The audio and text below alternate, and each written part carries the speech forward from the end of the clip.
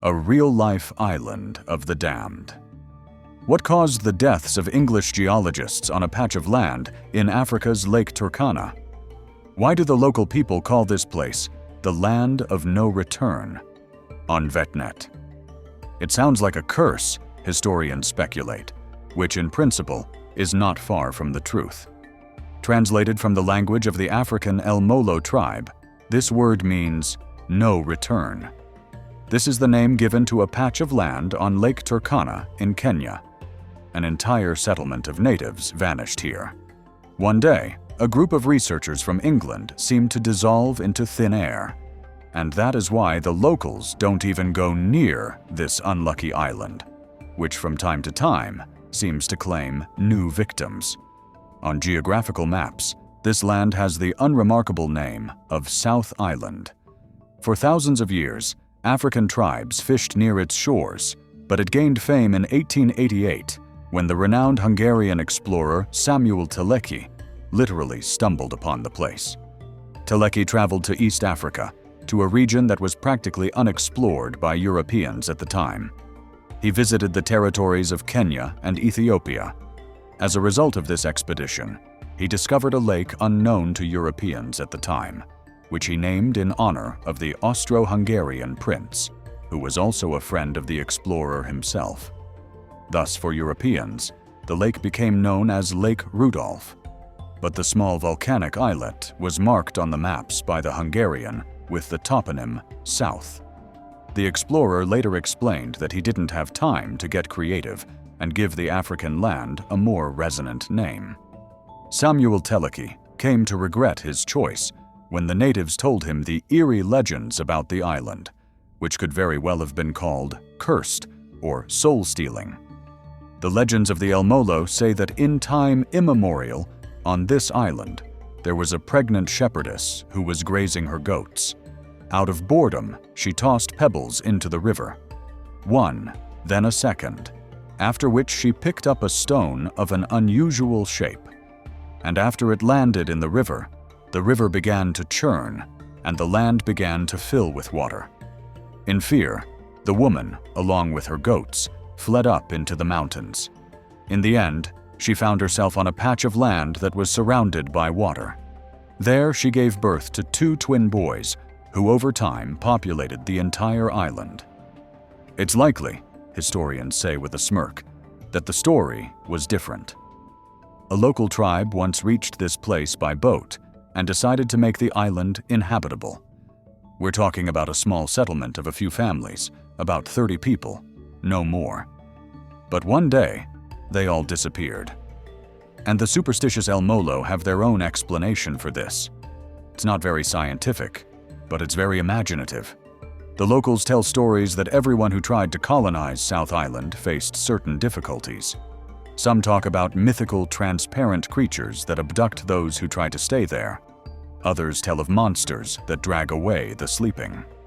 Samuel Teleki told his colleagues about the African island with the infamous reputation, and they, of course, were skeptical of the natives' words. However, they were in no hurry to study the cursed land. It was only almost half a century later that the famous explorer Vivian Fuchs agreed to go there. By that time, he was already famous as the man who conquered Greenland. That's why he called the African expedition the simplest of all his adventures. All that was required was to survey Lake Turkana, also known as Rudolf, and to circumnavigate that very South Island, a task Fuchs assigned to 2 of his experienced colleagues. 2 members of the expedition set out independently by canoe to South Island, where a few days later, all traces of them vanished. The searches yielded no results. An airplane was even used in the search. However, their traces disappeared, and to this day, the question of what happened to them remains unanswered. Meanwhile, Fuchs himself, based on the results of this expedition, received a doctorate from Cambridge for the scientific discoveries made during the study of Lake Rudolf. The missing geologists, Englishmen Martin Sheflis and Bill Dyson, had with them a 2-week supply of food, a tent, and signal flares for emergencies. 10 days later, Vivian Fuchs himself spotted a distress signal and, with the support of the natives, proceeded to South Island. Vivian Fuchs became nervous. He gathered all the rafts and the local people to explore the island. They headed there and searched it, but they found no trace of the geologists. After that, no one ever saw them again. Of course, for the African tribes, this story became further proof that the island's curse is real. And since then, the indigenous people do not risk approaching it without a pressing need. However, specialists have their own thoughts on the matter. They are sure there is no mystery here. In reality, this island should have been called not South or even cursed, reason the zoologists, but Crocodile Island. The reptile population here is enormous, even by African standards. So, according to one version, the geologists fell victim not to evil spirits, but to very hungry predators. Furthermore, there are venomous snakes, cobras. As a result, nature itself makes this island unsafe for permanent human habitation. As for the tribe that supposedly vanished without a trace from the face of the African land, it's most likely the natives were poisoned by toxic gas fumes. The thing is, the local volcanoes occasionally awaken and spew not only lava, but also plumes of sulfurous smoke and dust. It settles on the surface of the lake, making it literally poisonous. From a scientific point of view, concerning the fact that the lake is of volcanic origin, there is a theory that a certain poisonous volcanic gas is released, which causes confusion in the human psyche. Because of this, people can go insane. On top of all that, violent storms often rage near South Island. The locals are well aware of this, and as soon as the wind picks up, they immediately pull in their oars. Not even the most fearless native would set sail in such weather. But the two missing Englishmen might well have underestimated the danger. It is believed that these scientists most likely ran out of provisions, and in trying to return to the mainland, they were probably caught in a storm.